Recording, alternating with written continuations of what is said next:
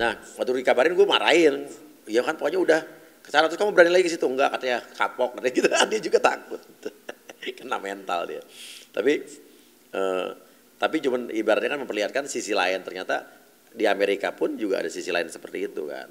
Jadi dia malah gue penasaran karena dia cerita di satu jalan itu di gang sebelah itu Little Tokyo, tempat anak-anak muda gaul, restoran Jepang yang pada mobil-mobil mewah, cuman beda satu gang udah tempat begituan. Jadi benar-benar bertolak belakang gitu kan.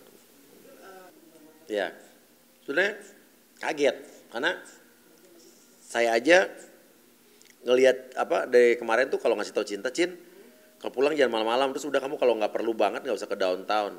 Kita kan tinggalnya di suburb, di 30 menit dari downtown LA kan. Sementara kan emang di downtown LA itu ada sisi-sisi di mana banyak homeless yang orang tinggal di berkemah, bikin tenda-tenda di pinggir-pinggir jalan. Terus juga banyak orang yang kencing sembarangan, BAB sembarangan, orang pakai narkoba di situ, orang transaksi narkoba di situ. Dia malah datang ke tempat itu, gitu kan. Dan ternyata dia ditemenin sama teman gue, ada teman gue Stefan di sana. Tapi kan Stefan juga di sana ada senjata api resmi lah, jadi mungkin lebih aman gitu kan. Jadi berani, menurut gue sih terlalu nekat. Lu lihat aja jalanan tuh kan jarang orang lewat, sepi gitu kan. Dia datang jalan gitu, jalan sih. Sampai ada dia dimarahin, ditegur sama satu orang, dimarahin tapi dia cuek aja, untuk dia jalan aja nggak peduli gitu kan.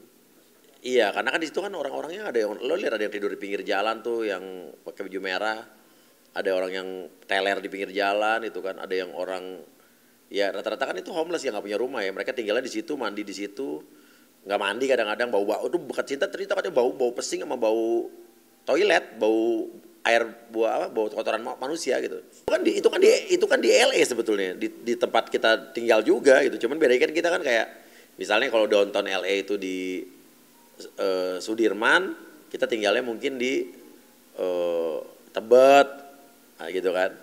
Jadi itu emang di kota LA-nya. Nah tapi kalau lebih parah lagi katanya di Philadelphia ada gitu kan.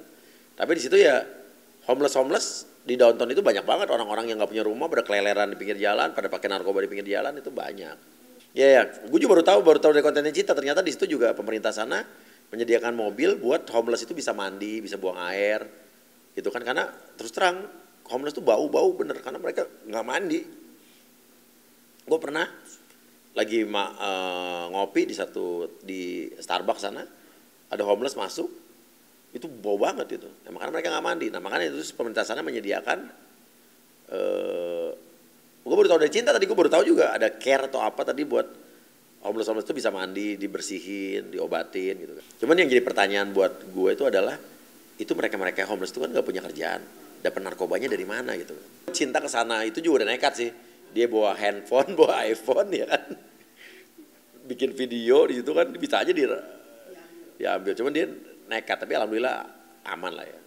Ya kemarin kan baru ada orang Indonesia yang dirampok, ya pemilik toko jamnya diambil, digebukin gitu kan. Terus ada lagi, nanti deh gue kasih videonya tuh, beritanya orang Indonesia. Sebenarnya paling berat bapaknya. Kalau aku kan memang sudah biasa, pernah sekolah di luar juga, pernah ada di luar juga, jadi nggak terlalu gimana karena aku udah tahu kalau bapaknya itu yang sangat protektif banget. Terus kemarin juga cerita, ini tinggal kita doang nih, nanti gimana dong anak-anak ya. Aku bilang makanya kita harus banyak kesibukan supaya nggak rindu. Jadi dari kemarin aja kan aku cerita sama dia, tiba-tiba ngelihat di Instagram ada keluar memori kayak gitu kan. Itu aja udah rasanya aduh kangen nih, kesana yuk, ke Amerika yuk, tapi banyak kerjaan segala macam.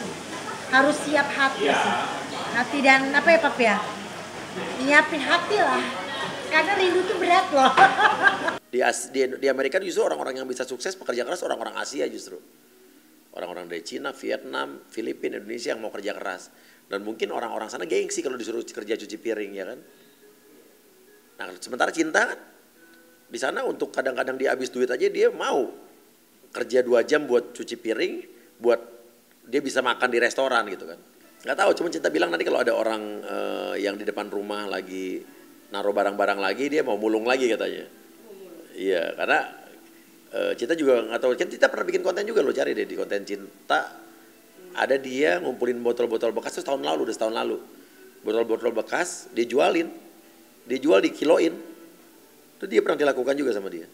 Gue bangga ya, Cinta tuh walaupun dia artis, dia juga anak orang mampu, anak orang berada, tapi dia di sana survive dan struggle.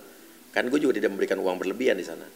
Dia untuk mencari uang jajan tambahannya, kalau mau lebih dari uang yang gue kasih, ya dia kerja, ya dia harus berpikir keras. Menurut gue anak emang nggak boleh dimanjain banget, gitu. Karena Cinta justru sebelum dia ke Amerika selama 4 tahun di Jakarta udah nggak pernah dapat uang jajan Cinta Nino. Karena mereka udah punya penghasilan sendiri. Justru dia baru dapat uang jajan lagi setelah ke Amerika. Karena kan dia hidup sendiri, tinggal sendiri. Kalau di Jakarta kan dia hidup masih tinggal di rumah keluarga, makan sama keluarga gitu. Tapi kalau di sana kan dia hidup sendiri, jadi mau nggak mau gue tetap kasih uang bulanan, walaupun nggak banyak. Kalau Cinta cerita, teman-teman kamu kalau dikasih yang kuliah di sana dikasih uang berapa bulanan? 40 juta, 50 juta gitu. Cinta uang bulanannya tuh nggak sampai 10 juta gue kasih. Tinggal di Amerika loh, termasuk bayar listrik, beli bensin, bayar air, bayar gas, nggak sampai 10 juta. Dia cerita pernah gak ada duit sama sekali juga pernah. Cerita dia sampai ke rumah restoran teman gue, dia mau makan, tapi dia nggak mau minta. Om, aku mau beli makan kue tiaw sama apa gitu kan, restoran Indonesia di sana gitu.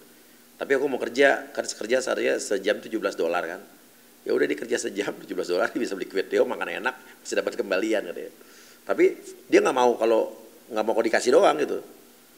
Kayak gitu. Sekarang dia lagi training juga di restoran Jepang buat ya kerja jadi waiters.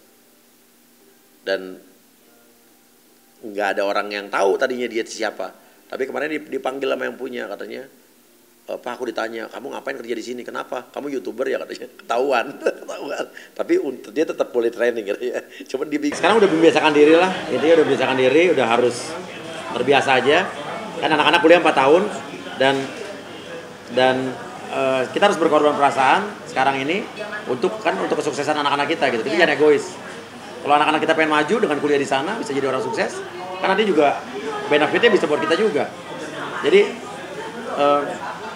anak-anak kita tuh nanti insya Allah sukses, tidak kesulitan mendapatkan pekerjaan, kita juga nggak jadi orang tua yang di masa tuanya jadi repot gitu.